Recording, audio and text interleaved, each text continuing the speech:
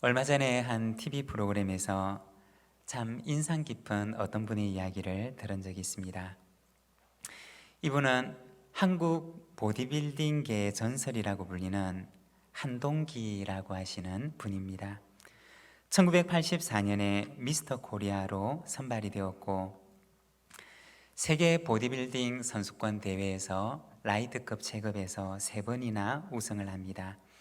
그리고 2002년 부산 아시안 게임 때는 보디빌딩 분야에서 금메달을 따게 됩니다. 그 당시 보디빌딩이 참 생소했던 시절에 보디빌딩을 알리고 세계 대회에서 입상을 하면서 국내에서는 보디빌딩의 전설, 보디빌딩의 개척자가 되었습니다. 이분이 인터뷰했던 말 가운데 참 인상 깊은 말이 있었습니다. 세계대회에서 최고의 선수로 입상하기 위해서는 자기 관리가 굉장히 철저해야 하는데 선수 생활을 할 때 이분이 하시는 말이 운동을 할 때는 15초 이상 쉬어본 적이 없다라고 하는 이야기를 들었습니다. 운동을 하다가 몇 분씩 쉬어버리게 되면 근육이 다 풀려버려서 제대로 근육을 만들 수가 없다라고 하는 이야기였습니다. 지금 60대 중반의 나이임에도 불구하고 건강하고 아름다운 몸을 유지하기 위해서 지금도 계속해서 식단을 관리하고 또 운동하고 훈련하고 있다라고 하는 이야기를 들었습니다. 여러분, 우리 몸의 근육을 만드는데도 이처럼 꾸준하고 부단한 훈련이 필요하다는 것입니다. 우리의 영혼의 근육을 만들기 위해서는 어떠할까요? 우리의 영혼을 아름답고 건강하게 만들기 위해서도 역시 꾸준하고 부단한 훈련이 필요한 것입니다. 어떤 훈련이 필요할까요? 우리 데살로니가전서 5장 16절에서 18절까지 말씀, 우리 자막을 보면서 같이 한번 읽도록 하겠습니다. 함께 읽겠습니다. 항상 기뻐하라, 쉬지 말고 기도하라, 범사에 감사하라. 이것이 그리스도 예수 안에서 너희를 향하신 하나님의 뜻이니라. 아멘.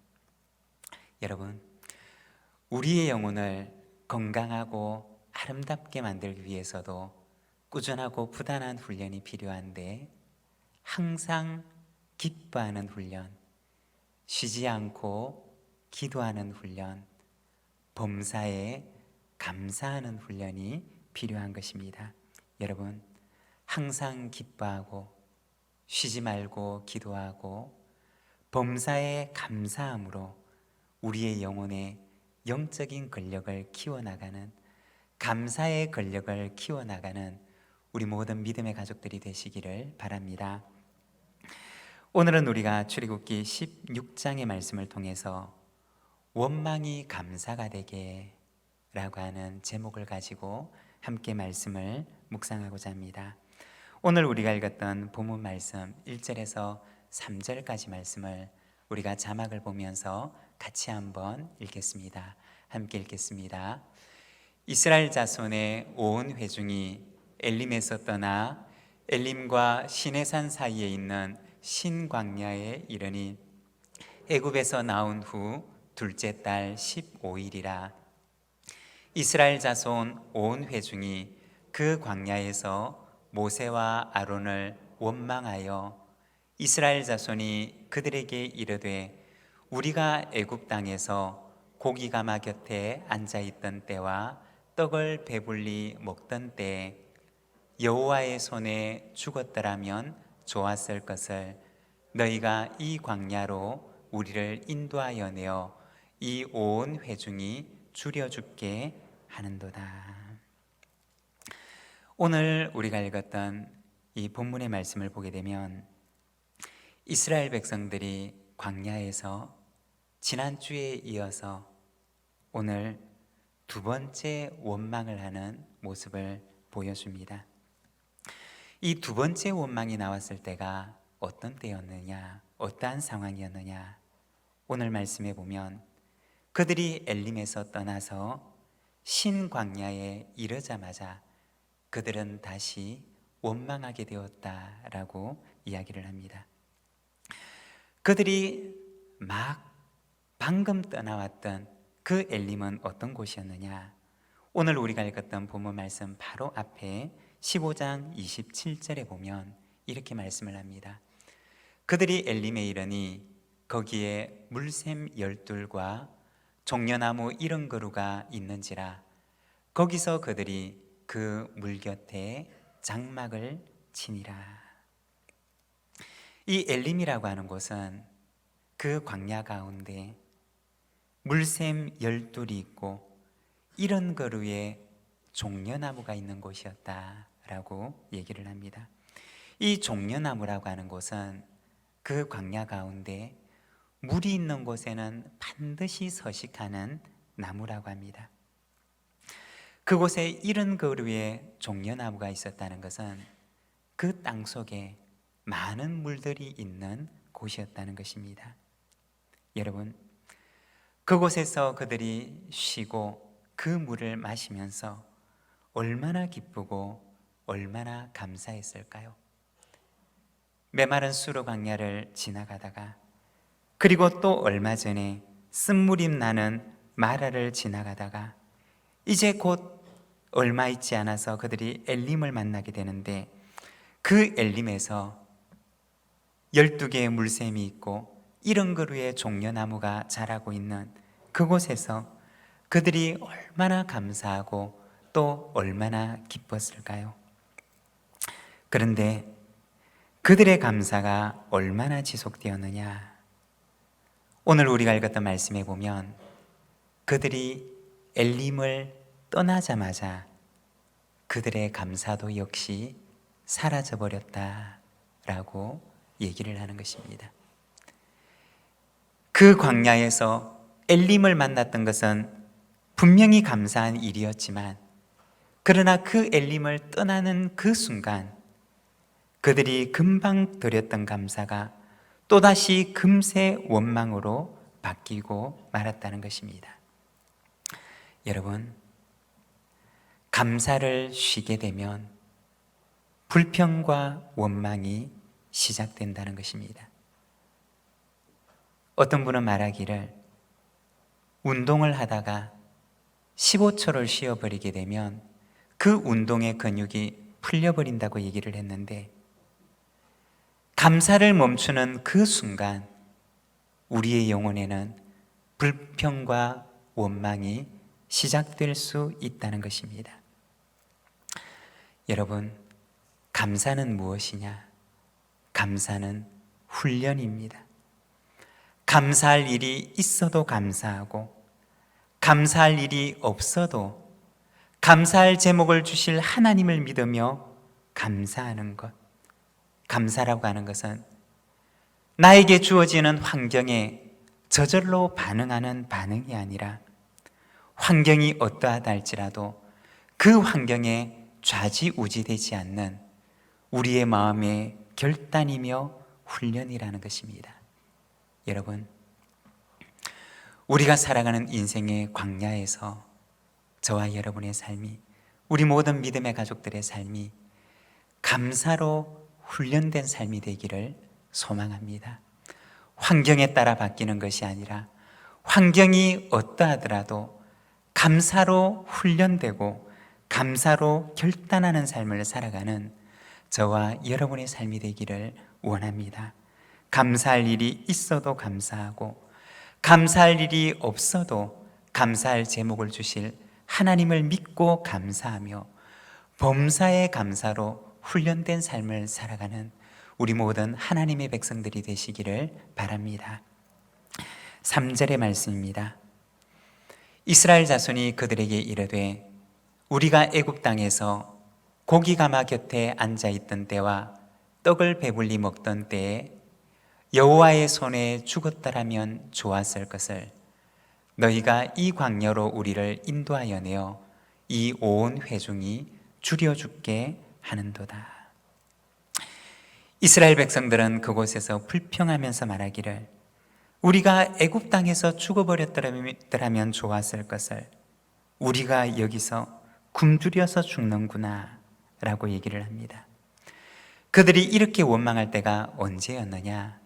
오늘 우리가 읽었던 본문의 말씀을 보게 되면 애굽에서 나온 지 둘째 달 15일이었다 라고 얘기를 합니다.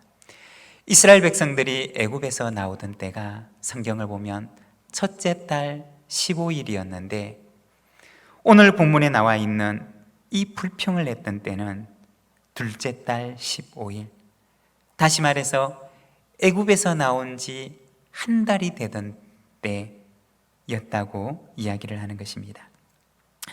그러면 우리 마음속에는 이렇게 생각을 할 수가 있을 것입니다. 아, 한 달이나 되었구나. 한 달이나 그 광야에서 생활했으니까 그럴 수도 있겠다. 한 달 동안에 그 광야에서 있다가 그들이 먹을 식량이 다 떨어졌나 보다 라고 생각할 수도 있을 것입니다. 그렇지만 성경을 보게 되면 정말 그러했느냐? 출애굽기 12장 38절의 말씀을 보면 한 달 전에 이스라엘 백성들이 애굽에서 나올 때의 모습을 보여주는데 출애굽기 12장 38절에 이렇게 말씀을 합니다. 수많은 잡족과 양과 소와 심이 많은 가축이 그들과 함께 하였으며.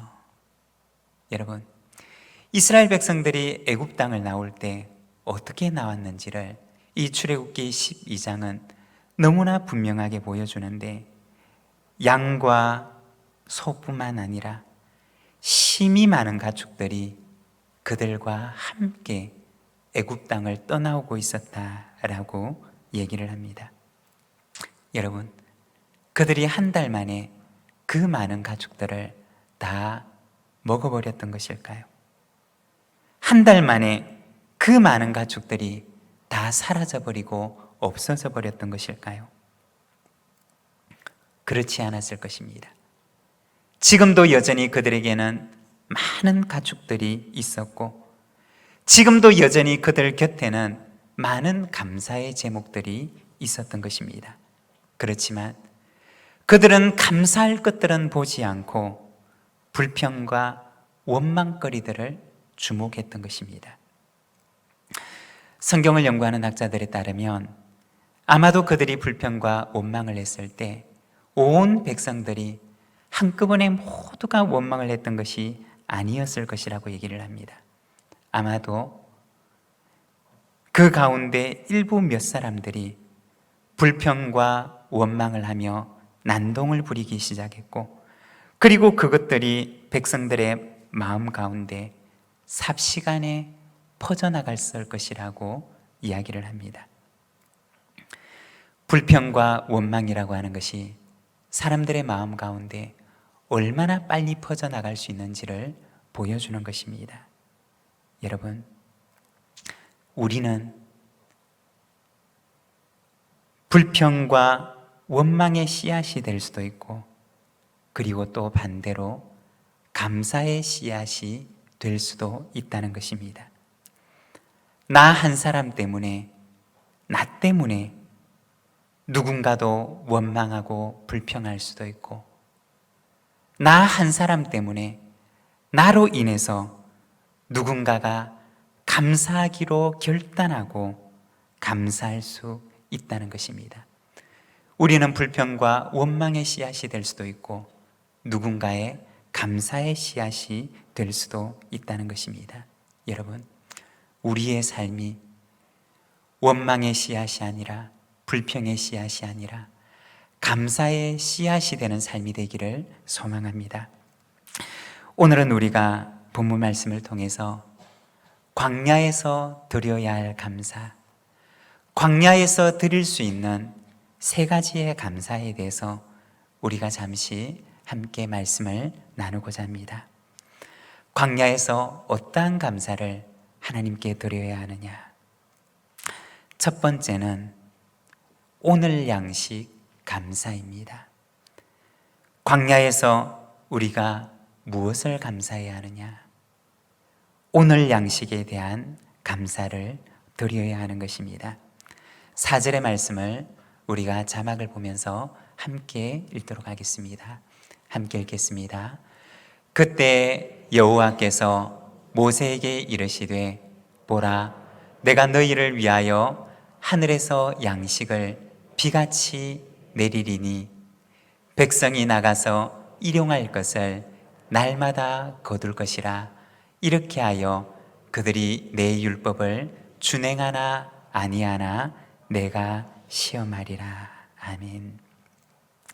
여기 4절 말씀을 보게 되면 하나님께서 이스라엘 백성들에게 말씀하십니다. 내가 일용할 양식을 날마다 너희에게 허락하겠다라고 하십니다. 여기서 일용할 것이라고 하는 말은 원어 성경의 의미를 그대로 번역을 해보면 하루치라는 말입니다. 매일같이 하나님께서 하루치의 양식을 허락하시겠다는 것입니다. 하나님께서 이스라엘 백성들에게 하루에 하루치씩 거두어드리라고 말씀하십니다. 그 말은 내일은 내가 책임지겠다라는 말씀입니다. 누가 감사할 수가 있느냐? 오늘 하루치의 양식에 감사할 수 있는 사람만이 감사의 인생을 살아갈 수 있다는 것입니다.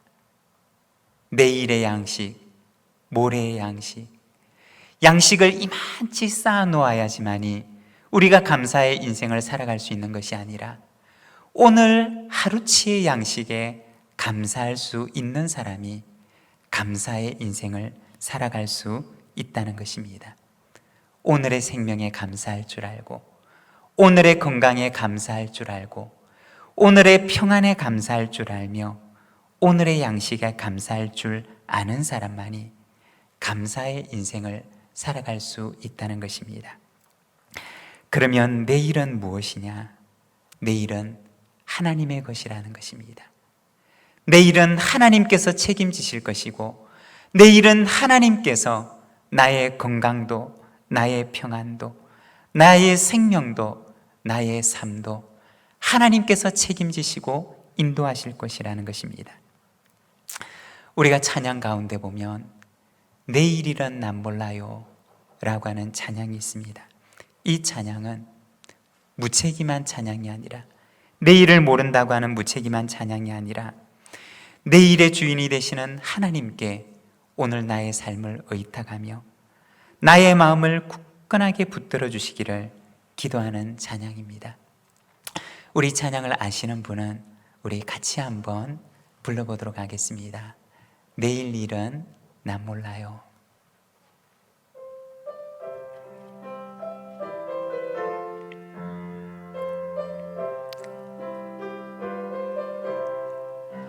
내일 일은 난 몰라요. 하루하루 살아요. 불행이나 요행함도 내 뜻대로 못해요. 험한 이 길 가고 가도 끝은 없고 거네요. 주님 예수 발레미사 내 손 잡아주소서.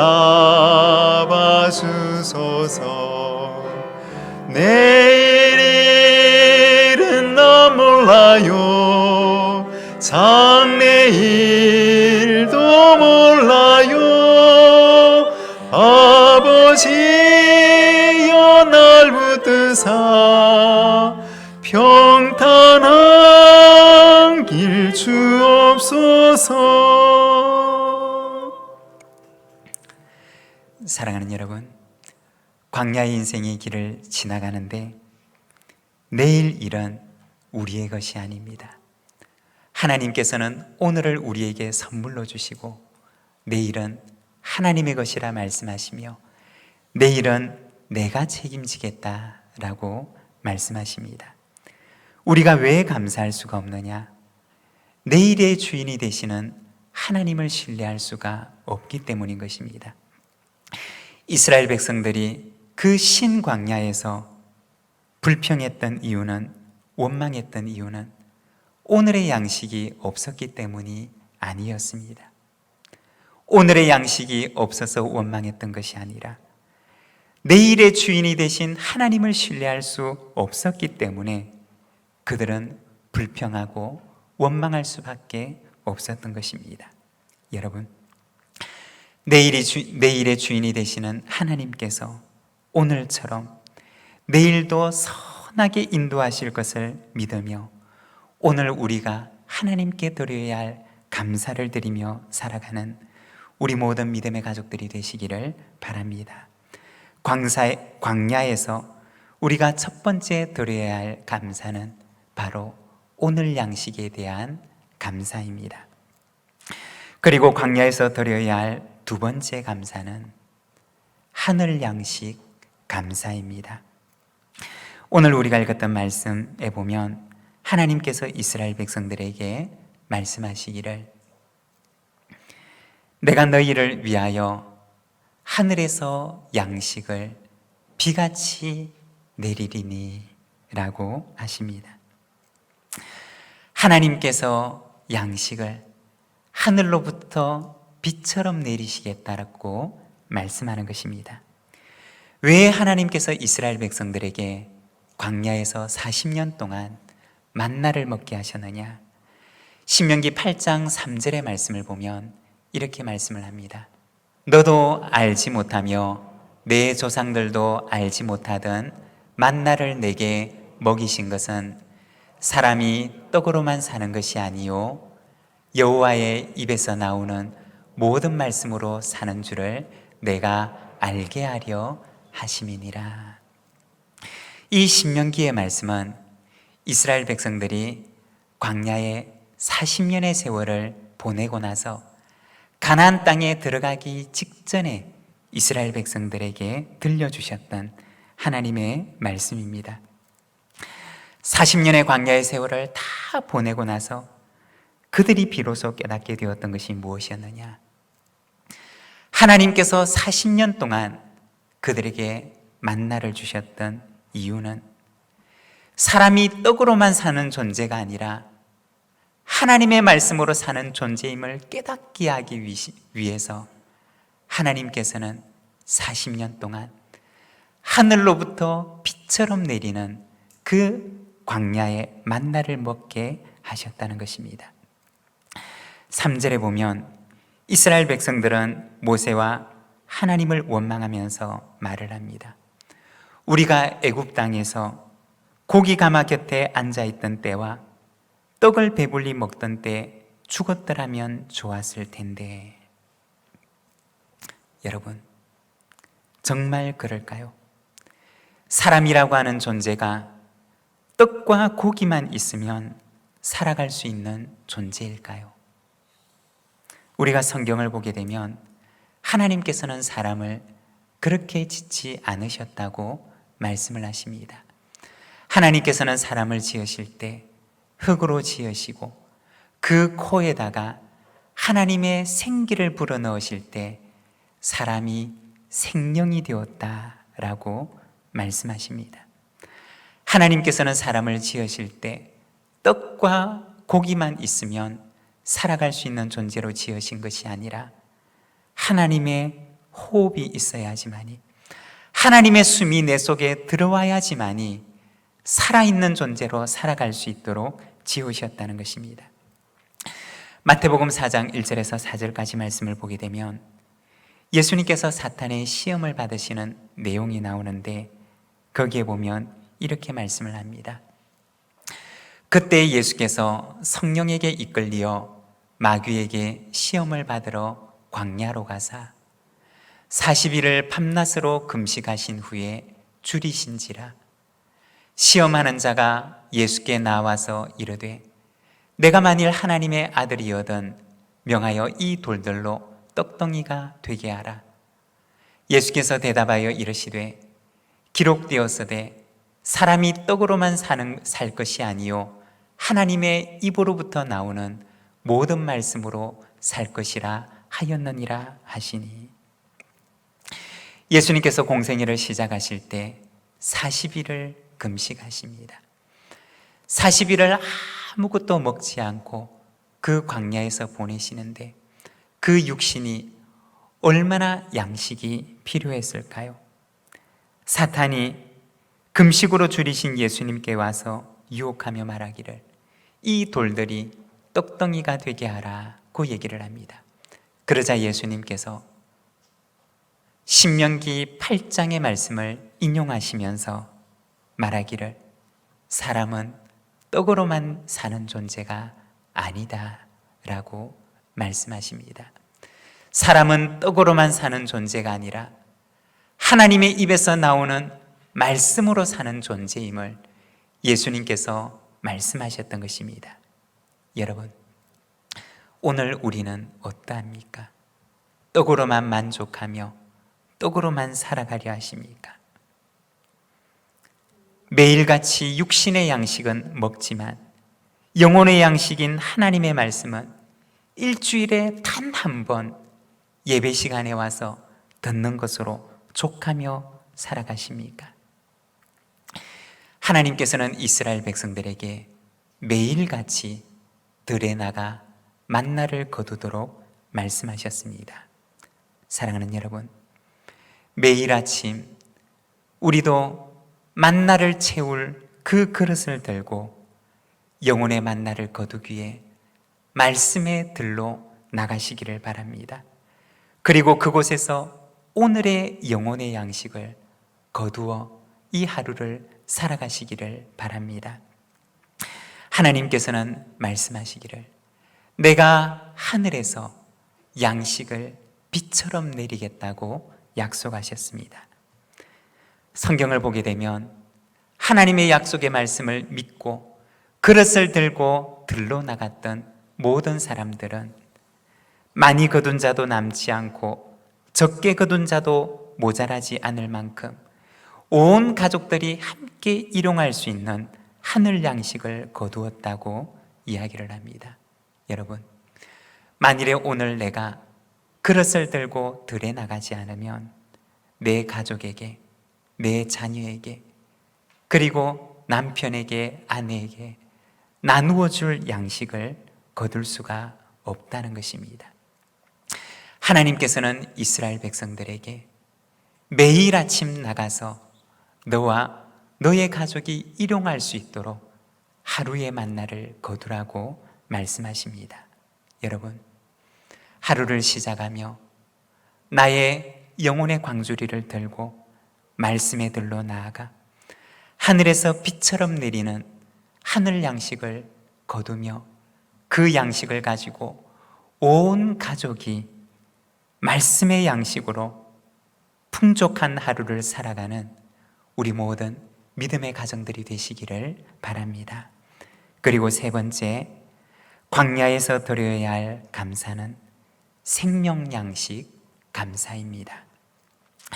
요한복음 6장에 보면 사람들이 예수님께 와서 물었습니다. 모세는 광야에서 만나를 주었는데 당신은 우리에게 무엇을 주시겠습니까? 그러자 요한복음 6장 35절에 보면 예수님께서 그들에게 말씀하십니다. 예수께서 이르시되 나는 생명의 떡이니 내게 오는 자는 결코 줄이지 아니할 터이요 나를 믿는 자는 영원히 목마르지 아니하리라. 이스라엘 백성들은 광야에서 만나를 먹었지만 예수님께서는 사람들에게 생명의 양식을 주시겠다라고 말씀을 하십니다. 여러분, 광야에서 우리가 드려야 할 세 번째 감사는 생명 양식 주신 하나님께 드리는 감사입니다. 육신의 생명을 주심도 감사하지만 하나님께서는 우리에게 영원한 생명을 주신다고 말씀하십니다. 영원한 생명을 주시는 그 하나님께 오늘도 감사함으로 나아가시기를 바랍니다. 우리가 우리의 인생의 광야에서 드려야 할 세 가지 감사는 오늘 양식 주신 하나님께 대한 감사이며 하늘 양식 주신 하나님께 대한 감사이고 또한 영원한 생명 주신 하나님을 향한 감사입니다. 하나님께서는 이스라엘 백성들에게 40년 동안 날마다 만나를 주십니다. 만일에 이스라엘 백성들이 원망하지 않았더라면 하나님께서 만나를 주시지 않으셨을까요? 그들이 40년 동안 먹었던 그 만나는 원망의 결과로 주어진 만나였을까요? 그렇지 않았을 것입니다. 하나님께서는 이미 그 40년의 광야 세월 동안 그들에게 일용할 만나를 주시기로 마음에 작정하고 계셨고 그리고 미리 그 만나를 예비하고 계셨을 것입니다. 조금만 더 참고 인내하며 조금만 더 힘을 내어 감사를 붙들었더라면 그들이 지나갔던 그 신광야는 원망의 광야가 아니라 은혜와 감사의 광야가 되었을 것입니다. 여러분, 오늘 우리가 서 있는 곳은 어디입니까? 조금만 더 힘을 내어서 감사를 굳건하게 붙드시기를 바랍니다. 무거운 엿길을 드는 선수가 그 순간의 무게를 이겨내면서 그 순간의 무게를 이겨내며 참을 때 그 바로 그때 근력이 생기는 것처럼 감사할 조건이 하나도 없는 것 같은 인생의 신광야에서도 우리가 조금만 더 힘을 내어 감사하면 우리에게 감사의 근력이 생겨서 이 원망의 감사가 감사와 기적의 광야가 되게 하시는 그러한 은혜를 하나님께서 우리에게 허락해 주실 것입니다.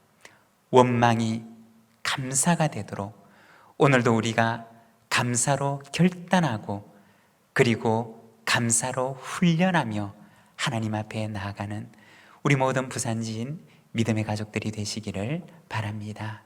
우리 시간 함께 기도하기를 원합니다.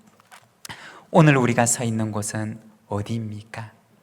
원망의 광야입니까? 아니면 기적의 광야입니까? 오늘 나에게도 힘을 주셔서 원망이 감사가 되는 기적의 광야가 되게 하여 주옵소서. 우리 시간 함께 기도하며 나가겠습니다.